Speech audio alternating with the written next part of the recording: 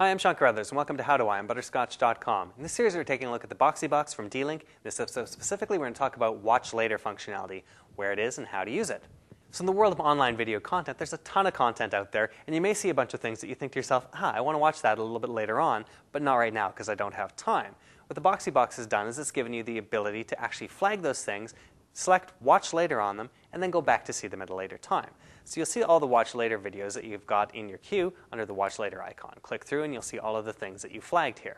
Now to flag an item to watch later, you can do this in one of two ways. First of all, when you're surfing around on the BoxyBox itself, whenever you see a piece of content, Watch Later will appear as one of the options. So for example, we go into our friends list here, go down and see something here from, say, my friend Geeta. She's flagged a Stereolab video.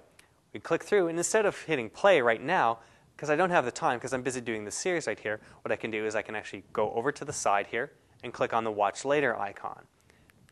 When we do that, it'll put that into our Watch Later list. So now when we're back on the home screen and we click on Watch Later, we'll see that one of the items here at the very top is in fact the Stereolab video that we just put into the Watch Later queue. That's one of the really nice things about having a friends list on here is the ability to recommend a whole lot of things that they're watching that they may want to share with you. But of course, since you don't have the time, the Watch Later functionality is a great way to catch up on those things when you do have some time.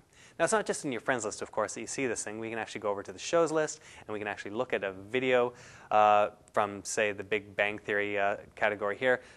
Cohabitation formulation, we'll choose on that. And instead of just watching it right now, we can actually go up again to Watch Later. Select that, and that'll appear in the queue as well. So it's a combination of things that they've seen on YouTube, things that you've seen on the BoxyBox itself, and it'll allow you to flag those things that you do want to watch later and go back to it at a later time. Now, it's not just from the BoxyBox itself that you can flag things to watch later. Oftentimes, you're sitting at work when you don't have access to your BoxyBox, and you see something and you think, I want to watch that later on, but you don't want to do it now because it's work, and you don't want to waste your time because you'll get fired. One of the ways you can do this is to add a plugin into your browser so that when you're searching around through the web and you see something you want to watch later, you can actually tag it right from within your browser.